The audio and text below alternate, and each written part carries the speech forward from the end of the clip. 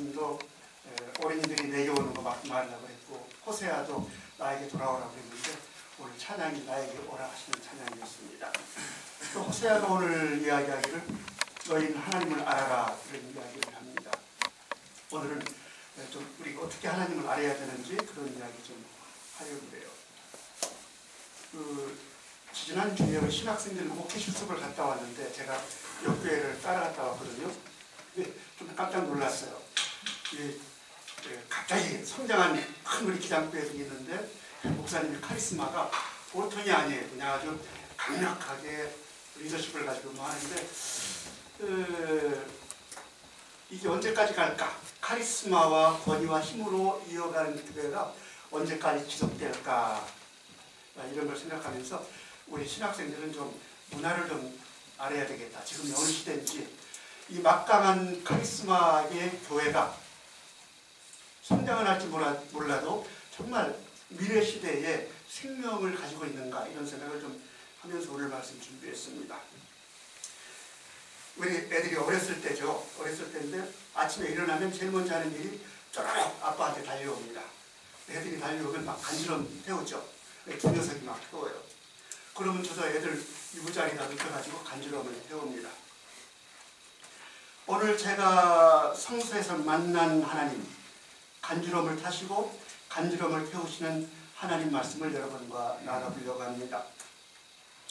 간지럼 타는 하나님 이야기를 하기 위해서는 오늘의 시대, 오늘의 때, 오늘의 문화를 좀 함께 깊이 좀 생각해 보겠습니다.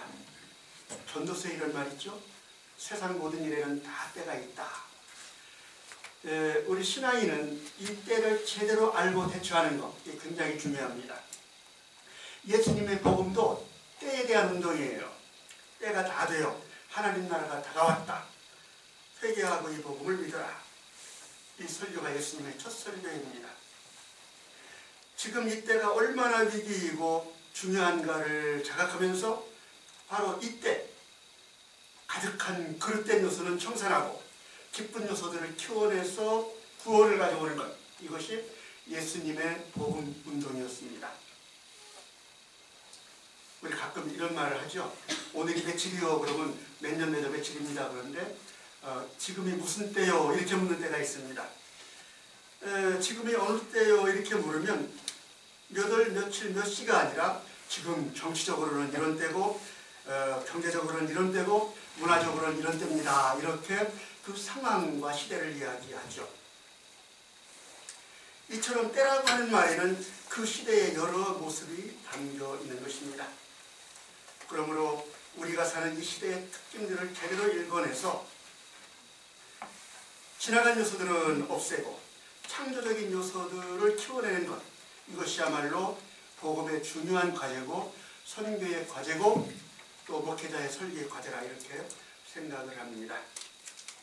오늘 바로 21세기 문화시대의 특징적인 모습을 보면서 그리스도교의 새로운 어떤 방향, 특별히 이 시기에 하나님의 상을 좀 같이 나눠보려고 합니다. 때라고 하는 말을 할 때는 바람이라고 하는 말을 합니다. 무슨 바람이 불고 있는가. 때가 바뀌면 또 바람도 바뀌죠. 정권이 바뀌니까 통일바람이 분다. 뭐 이런 얘기. 오늘 21세기가 어떤 바람이 불고 있는지, 문화바람이, 그런 얘기입니다. 정말 이제 올해 여름 너무 더웠어요. 이 무더운 여름에는 바람처럼 고마운 게 없습니다. 에어컨 바람이나 선풍기 바람 말고 저는 에어컨 바람 5분만 쐬면요 금방 감기에 걸립니다. 적당히 불어오는 자연바람, 그렇게 상쾌할 수가 없습니다. 그런데 바람이라고 다 좋다고 할 수는 없어요. 바람이 너무 거세면 그 바람은 태풍입니다. 올해 태풍이 9개나 왔잖아요. 이 태풍 때문에 그냥 피해를 본 농가가 얼마나 많은지 몰라요. 태풍은 조금도 고맙지가 않습니다.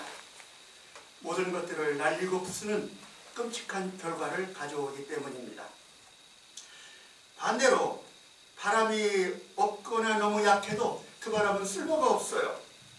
시원하지도 않고 무슨 풍차를 돌려서 동력을 얻을 수도 없고, 바람이 시원찮으면요 농작물도 비실비실해 보입니다. 끊임없이 바람이 불어서 별을 흔들고 옥수수를 흔들고 고추나무를 흔들어야 나무도 건강하게 뿌리를 내리고 자라게 되는 거예요.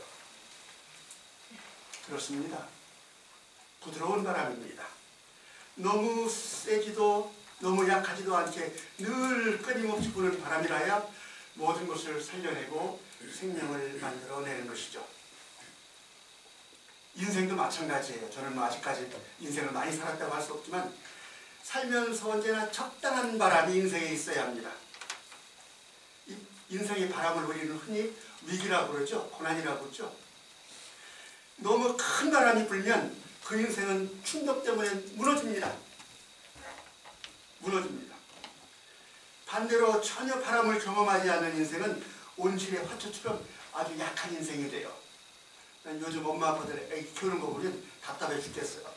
우리 때는 놀이터 가가지고 흙도 먹고 뭐 지렁이도 만지고 하는데 흙만 만지면 뭐 찢겨지고 뭐 하고 난리가 납니다.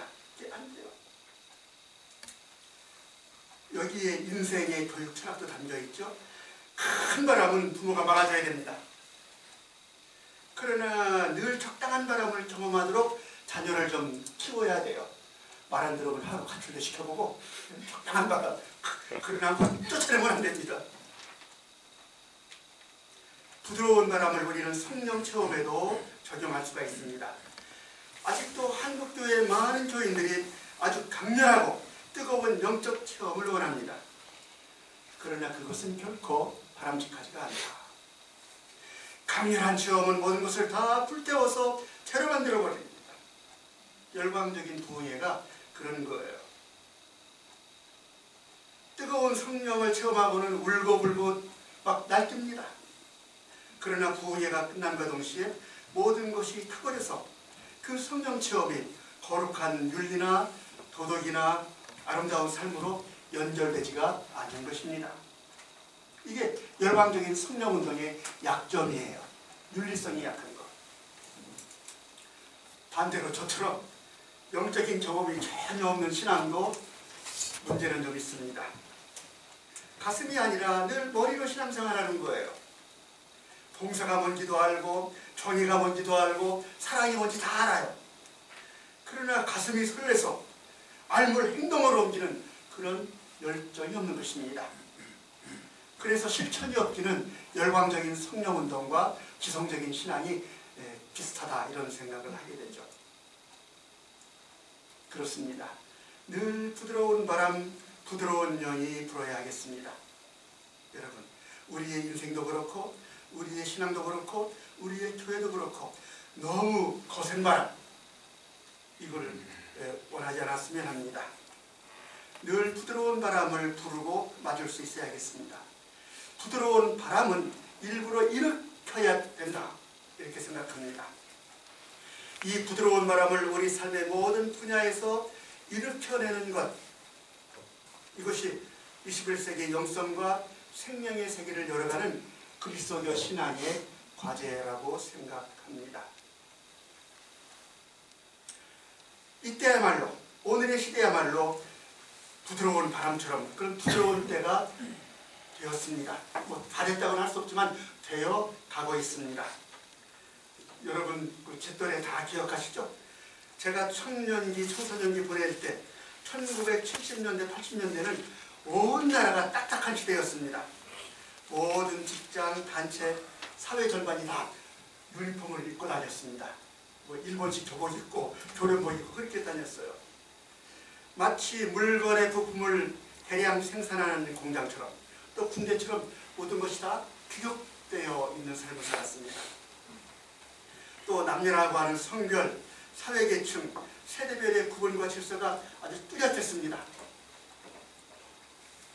바로 70년대, 80년대의 시대 특징을 한마디로 표현하면 강함입니다. 강함.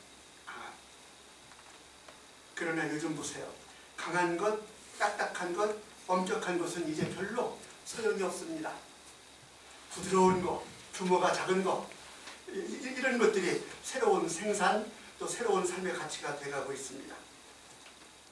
세상이 바뀌었어요. 제가 목욕탕을 잘 안 가는데 얼마 전에 충격적인 일이 좀 있었습니다. 분명히 남탕이라고 생각하고 들어갔어요. 옷, 팬츠만 입고 이제 다 벗어봤는데 갑자기 앞에 보니까 뒤태가 날씬한 분이 머리가 찰랑찰랑하면서 이러는 거예요. 여탕이 들어온 줄 알고요. 와! 하고 튀어나왔어요. 초반에 아줌마가 깜짝 놀라. 알고 보니까 남자예요. 요새는 근데 이제 잘못하면 여자 같은 남자 놀림감이 되는데 아니 요새는 남자인지 여자인지 헤어스타일도 그렇고 몸매도 그렇고 구분하기가 어렵습니다. 저는 참 보기가 좋다고 생각을 해요. 가끔 놀라는 경우도 있지만 이 부드러운 시대를 특징 짓는 한 상징적인 예가 여러분 잘 아시는 하리스 씨입니다. 하리스 씨.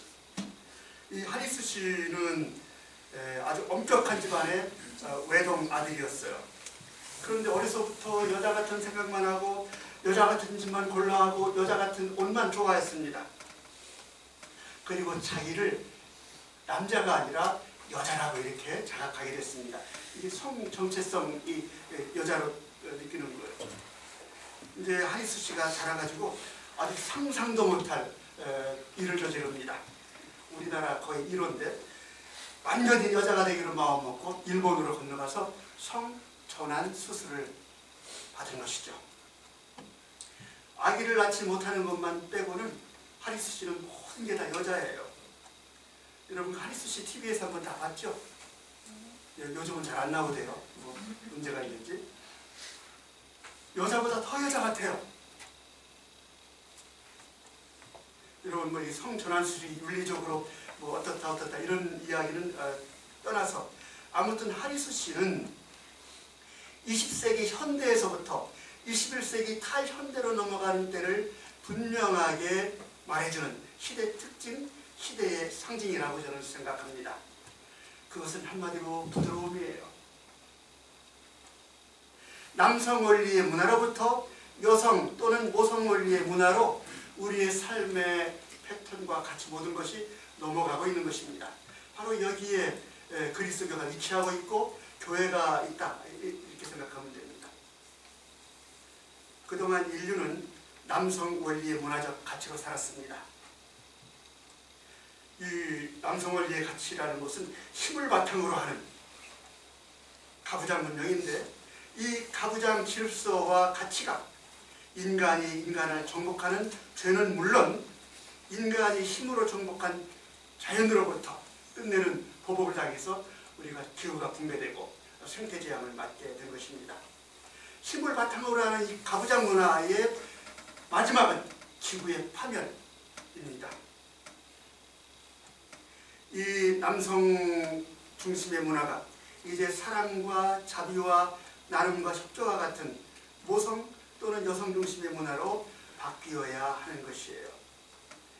그 특징은 강함에 비교해서 부드러움입니다. 이 부드러운 세계가 장차 인류가 살아갈 수 있는 문명의 대안입니다.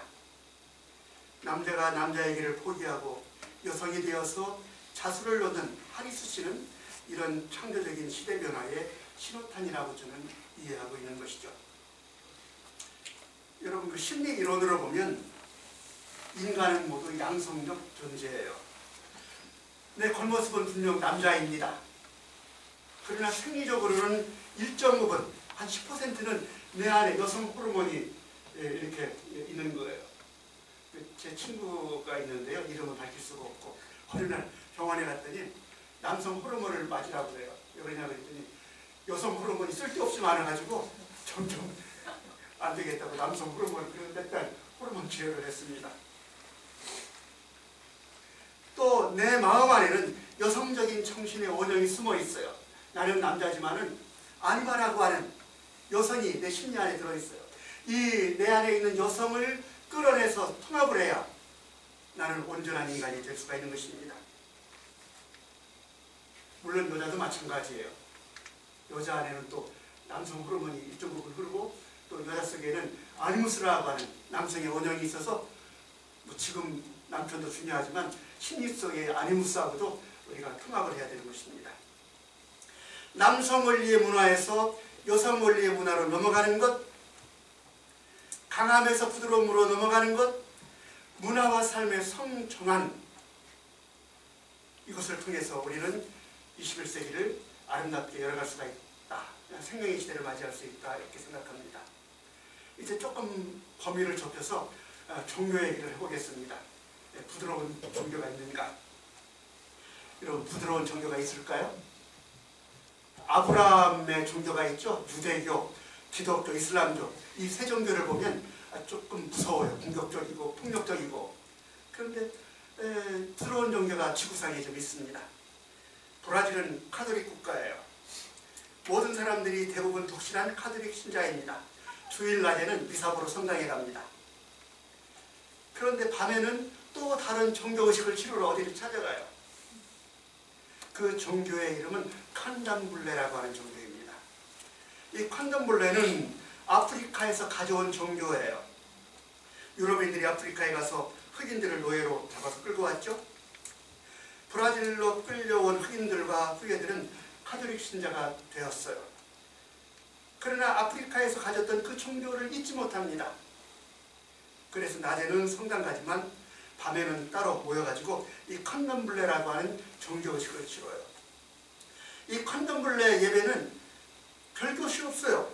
밤새도록 음악을 틀고 춤추는 것입니다. 날이 어두워지고 달이 뜨면 남녀노소가 평범한 집에, 가정집에 모입니다. 거기에는 카톨릭 사제와 같이 의식을 집행하는 사람 그런 거 없어요. 그러나 일종의 칸덤블레 사제는 있습니다.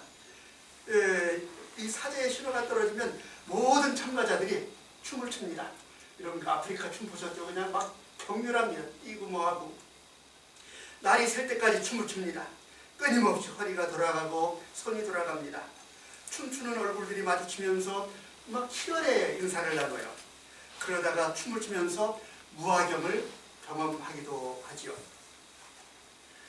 몸을 흔드는 춤의 종교인 이 칸덤블레는 아주 부드러운 종교입니다.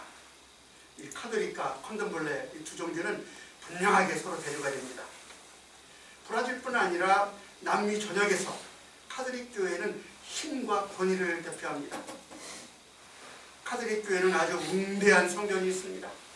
엄격한 계급제 상직제도가 있어가지고 남자만이 사제가 될 수가 있습니다.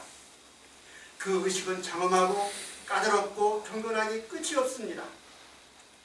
그러나 그동안 카톨릭 교회는 어땠습니까? 그 강한 힘으로 카톨릭은 사람들을 억압하고 차별하고 그러면서 저 피안의 세계로 그 영혼들을 도망가게 했습니다. 아편이죠. 이런 종교로는 해방이 없습니다. 자유가 없습니다. 생명이 없습니다. 여기에 비해서 칸덤블레는 특정한 교회가 없어요. 평범한 가정집, 생활의 공간이 교회입니다. 계급제, 성직제도 없습니다. 장엄한 예식 없습니다. 마음껏 춤추며 이웃과 신과 하나가 되는 것, 그들이 예배의식이에요. 누구든 춤을 잘 추고 춤을 통해서 종교적 기쁨을 깊이 누릴 수 있으면 나이나 성별에 관계없이 칸덤블레 사제가 될 수 있는 거예요. 저는 칸덤블레 사제가 되기 힘들어요. 춤을 잘 못 춰가지고. 그러나 누구든지 춤을 잘 추는 사람은 그날의 사제가 되는 것입니다. 이 부드러운 종교는 카톨릭 교회가 결코 주지 못하는 인간 평등과 해방과 자유를 인류들에게 주는 것이죠. 그리고 그 영혼의 기쁨을 죽은 다음에 저 피안의 세계가 아니라 지금 이 땅에서 몸치신 춤으로 맛보게 하는 것입니다. 여러 면에서 그리스도교와 비슷한 종교가 이슬람 아니에요? 그러나 같은 이슬람이지만 성격이 아주 다른 이슬람 교파가 있습니다. 이게 수피 이슬람입니다. 이 수피 이슬람은 굉장히 부드러운 종교예요.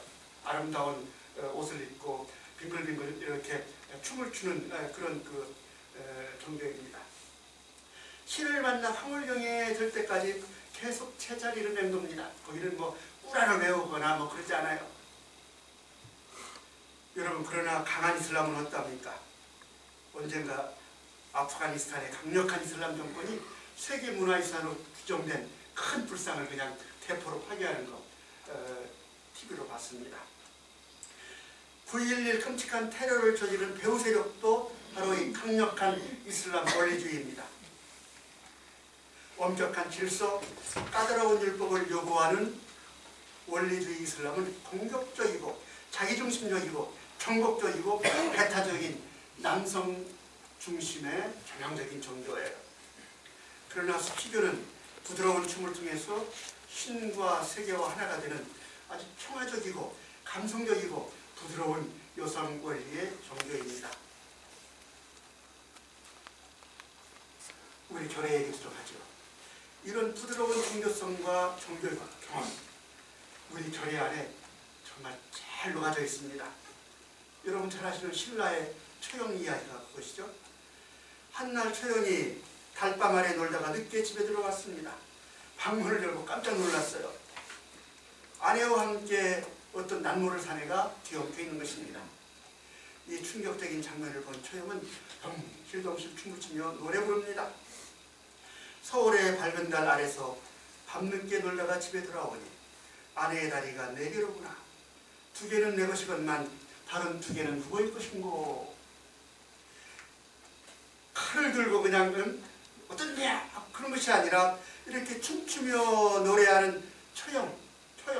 바로 이런 부드러운 처형을 보고 그의 아내와 함께 누워있던 남자는 무릎을 꿇고 사과한 다음에 돌아갔다고 합니다. 이 처형의 이야기는 단지 신라인들의 문학이 아니죠. 이 결의의 종교 경험입니다. 처형의 아내를 범한 산인은 역시 마마신으로 알려져 있어요.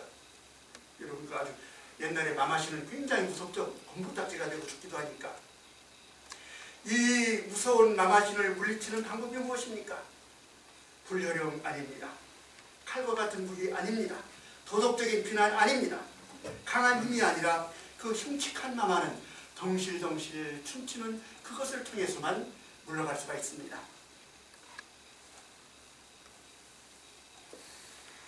여러분 이 나라 모양새를 좀 보시기 바랍니다.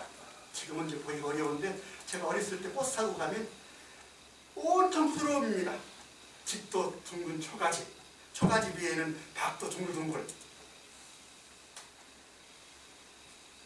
또 죽으면 둥글둥글 부드러운 또 무덤에 묻히잖아요. 치마도 저고리도 둥근 곡선이 있고 먹는 송편도 둥글고 추는 춤도 우리는 둥글둥글합니다. 이 나라 역사도 그러합니다. 결국 고구려 백제 신라를 통일한 것은 고구려의 강함이 아니었습니다. 우리 현석권 선생님은 고구려가 통일을 못한 걸 굉장히 아쉬워했는데 고구려의 강함은 아니었습니다. 좋은 산수를 찾아다니며 춤추고 노래하면서 몸과 마음을 닦은 신라의 화랑이 주축이 돼가지고 이 삼국을 통일한 거예요. 화랑의 기원이 또한 여성입니다. 원래 처음 화랑이 여성이었어요. 그래서 화랑이 잘못되면 환양이 되죠. 여러 시간에 이러면 안 되는데 환양열의 기본이 바로 화랑입니다. 그러니까 우리는 화랑의 정신을 잘 간직해야지 나쁘게 간직하면 이게 좀 안 되는 거죠. 바야흐로 부드러운 시대가 오고 있습니다. 이제 부드러움 속에 있는 구원과 해방과 생명의 요소들을 새삼 깨닫고 원래 인간이 가지고 있던 부드러운 심성, 부드러운 영성을 살려내는 그런 운동을 전개해야 되겠습니다. 이미 날카롭고 예민한 예언자 예레미야가 이런 말을 했어요. 예레미야 31장 22절인데 주께서 이 땅에 새 것을 창조하셨으니 그것은 곧 여자가 남자를 낳는 것이다. 하나님께서 새 시대를 창조했는데 그 새 시대의 징표가 뭐냐? 여자가 남자를 낳는 것. 지금까지는 남자가 여자를 낳았잖아요. 새 시대는 그런 시대가 아니다. 부드러운 여성에게 문명을 넘겨주는 일, 참으로 중요한 그리스도교의 과제가 되겠습니다. 한 시대와 특정 종교는 뗄래야 뗄 수 없는 아주 깊은 관계에 있습니다. 시대는 그 시대에 맞는 종교를 요구합니다. 중세의 유럽은 영지를 가진 영주와 거기에 딸린 농노로 이렇게 세 개가 구성되어 있어요. 영주는 절대권을 가지고 지배하고 농노는 절대 복종하면서 그 땅에 매여 있어야 합니다. 이런 때에 그리스도교는 하나님을 어떻게 설교하고 전했는가 하면 하나님은 절대적인 분이고 심판하시는 분이고 반대로 이 땅의 사람들은 죄에 묶여있는 아주 불쌍한 존재이기 때문에 신께 절대적으로 복종하고 살아야 된다. 중세에는 이런 신관이 맞아떨어져가지고 종교가 됐어요. 그러나 이 시대가 변했습니다. 목욕탕에 가면 여자 같은 남자가 많듯이 그런 시대가 됐어요. 중세의 그리스도교, 권위적인 그리스도교는 유교시대, 왕정시대, 독재시대에는 어울리지만은 이 21세기 영성 생명의 부드러운 시대에는 맞지 않습니다. 이거 청산해야 돼요. 이런 이유 때문에 2000년 동안 남성 원리의 특징을 가져온 그리스도교가 점점 더 쇠퇴해 가고 있는 것입니다. 그러나 우리의 경전인 성서 안에는 권위적인 하나님만 있는 것이 아닙니다. 근본에서 부드러운 하나님을 우리의 하나님으로 우리가 간직하고 있는 것이죠. 즉 부드러운 시대를 이끌어서 이 세계를 구원시킬 수 있는 영적 경험이 있는 것입니다. 이제 2000년 동안 잊혀왔고 소홀히 해온 부드러운 하나님 경험을 강조해야 되겠습니다. 여러분, 우리 하나님 이름 중에 엘샤다이라고 하는 이름이 있는데요. 이 엘샤다이라고 하는 것은 전능하신 하나님이거든요. 그런데 우리 성서신학자들 보니까 엘샤다이는 젖가슴의 하나님이라 이런 의미가 있다고 그래요. 그리고 예언자들이 하나님을 긍휼의 하나님이라 이렇게 얘기하는데 이 긍휼은 어머니의 자궁이라고 하는 그런 말에서 왔다고 합니다. 근본에서 성서가 증언하는 하나님은 어머니 하나님, 여성적인 하나님이에요. 오늘 구약과 신약에서 두 가지만 부드러운 하나님 신앙을 좀 보겠습니다. 구약 예언자 호세아, 우리 눈으로 보면 정말 한심한 인간이에요. 저도 부드러운 사람인데 절대로 저는 못 참아요. 호세아는 아주 바람기가 많은 여자한테 장가들었습니다. 그런데 아내가 바람이 나가지고 다른 남자와 눈이 맞아서 늘 도망가는 거예요. 그것도 한두 번이 아니고 세 번씩이나. 저를 한 번도 못 잡을 것 같은데 세 번씩이나 도망을 갔대요. 아까 화랑 얘기했는데 환양지가 있어도 고멜이 엄청나게 많은가 봐요. 모세의 율법에는 엄연히 가는 길을 다스리는 규정이 있습니다. 둘을 잡아다가 온 동네 사람들이 돌로 쳐 죽이도록 그렇게 규정하고 있는 것이죠. 이게 정의입니다. 이게 하나님의 율법이고 순결입니다. 그런데 간도 쓸개도 없는 호세아는 바람난 아내를 잊지 못하고 있어요. 정을 끊지 못하고 있어요. 그래서 빌고 부수려고 해가지고 도로 데려와요. 그것도 돈 주고 사가지고. 한두 번도 아니고 이 부도덕한 거사 하면서 불호령을 내리거나 동네 사람을 불러서 법 집행하지 않습니다. 돈을 들고 찾아가서 사정사정해서 아내를 데려옵니다. 여보 돌아오시오. 빨래하고 밥은 내가 다 할 테니까 돌아오시오. 그러는 거죠. 마치 처형 같은 인물입니다. 그러면서 호세아는 바람난 아내 고멜 같은 이스라엘을 보는 거예요. 하나님 앞에 순결해야 될 신부 이스라엘이 날마다 바람을 펴 우상을 숭배하고 하나님이 당장에 멸절을 시켜야 되는데 없애버려야 되는데 살아남는 거예요. 왜? 자기가 똑같아. 하나님 바보야. 자기가 그렇게 바람피고 그래도 용서하시고 자기 값을 치러서 데려오시고 이 하나님을 호세아가 자기 인생 경험을 통해서 만난 거예요. 호세아는 다른 예언자들과 달리 아주 부드러운 하나님을 경험하고 증언합니다. 어서 야훼께로 돌아가자. 그분은 우리를 잡아 찢으시지만 아물게 해주시고 우리를 치시지만 싸매주신다. 이틀이 멀다 하고 살려주시고 사흘이 멀다 하고 다시 일으켜 주시리니 우리 다 그분 앞에서 복되게 살리라. 그러니 그리운 야훼님 찾아 나서자. 그의 정의가 환히 빛나오리라. 어김없이 덩터오는 새벽처럼 그는 오시고 단비가 내리듯 봄비가 촉촉이 뿌리듯 그렇게 오시리라. 단비가 내리듯 봄비가 촉촉히 뿌리듯 그렇게 오시리라. 단비처럼 부드럽게 오시는 주님이 호세아가 만난 그 하나님이었습니다. 바로 이 부드러운 하나님이 부드러운 시대를 살아가는 사람들을 감동시키고 치유하고 구원시킬 것이다. 오늘 신학에 보니까 사람들이 어린이들을 예수께 데려와요. 축복받게 하려고. 그러나 제자들이 이 어린아이들을 막았습니다. 제자들을 근엄한 사람들 아니에요? 애들이 막 까불까불 하니까 아무리 축복이지만은 아이고 막았습니다. 대결이 생겼어요. 어린이의 종교 대 어른의 종교라고 하는 대결입니다. 그렇지만 예수님은 어린이들의 종교에 손을 들어주셨어요. 여기 화를 내다고 되어 있는데 막 분노하신 겁니다. 예수께서 화를 내시면서 아이들이 오는 걸 막지 말라. 막지 말라. 여러분, 어른들이나 제자들은 예수님한테 왜 가겠어요? 뭔가 배우려고 들어요. 산상설교를 듣고 예수의 비유를 듣고 하나님 나라 가르침을 듣고 뭔가 엄청난 거 이런 걸 배우러 옵니다. 하나님 나라, 윤리, 사상 그 무엇이 되었든 아주 놀라운 것을 배우려고 듭니다만 어린이들이 예수님께 오는 것은 거창한 무엇을 배우러 오는 거 아니에요. 우리 아이들이 아침에 일어나가지고 저한테 올 때는 아버지한테 무슨 사이언스 배우고 영어 배우라고 오는 게 아니라 오늘도 눈 떴으니까 아버지하고 놀라고 그러는 거예요. 예수님의 수염을 만지고 머리를 잡아당기고 장난치러 가는 거예요. 어린이들에게 예수님은 권위와 복종, 힘의 대상이 아닙니다. 놀고 뒹구는 부드러움의 대상입니다. 누가복음서에 보면 예수께서 제자들에게 기도를 가르치시며 하나님을 아빠 이렇게 부르게 하셨습니다.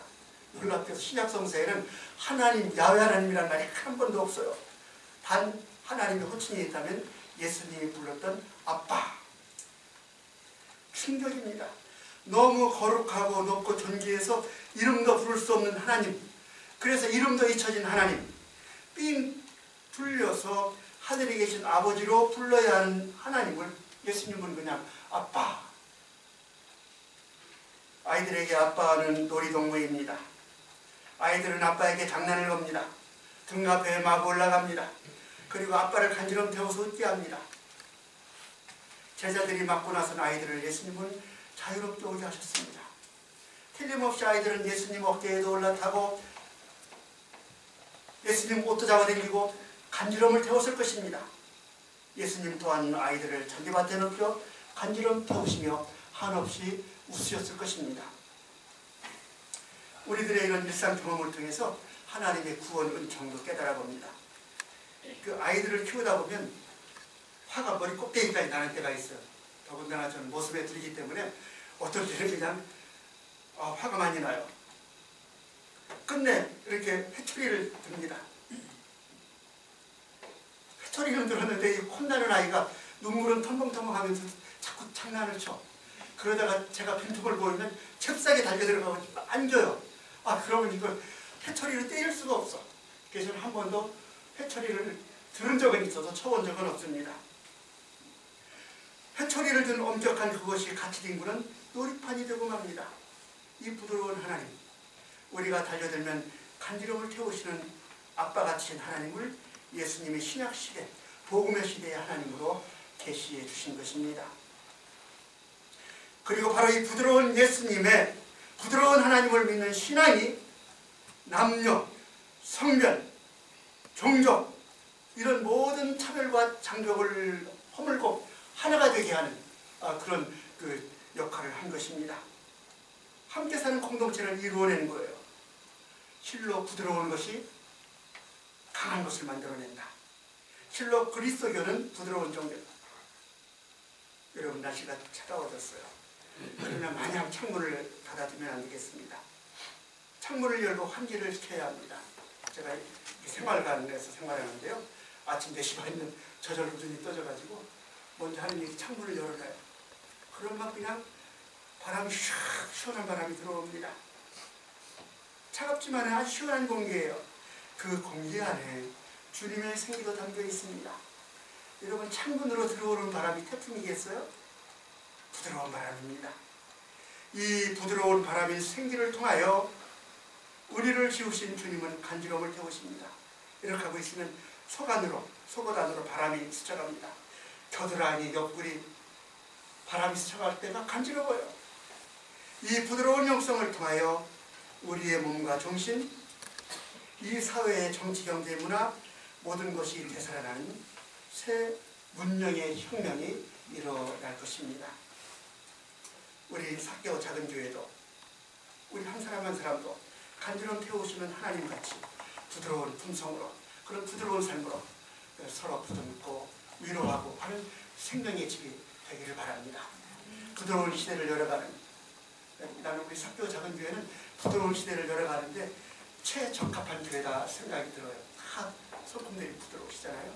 바로 이 사개오 작은 교회를 통해서 새로운 그리스도교 물결이 넘쳐나고 또 우리 교 한 분 한 분이 생명이 치유되는 그런 역사가 일어나기를 기도합니다.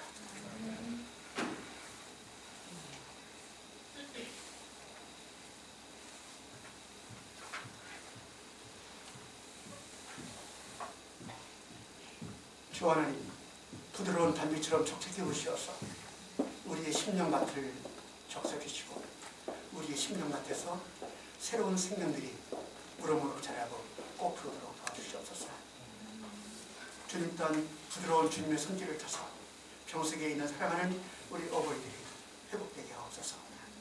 주 하나님 또한 우리들의 부드러운 신앙을 통하여 한국교회와 그리스도교가 새로워지도록 역사하여 주시옵소서. 예수님의 이름으로 기도드립니다.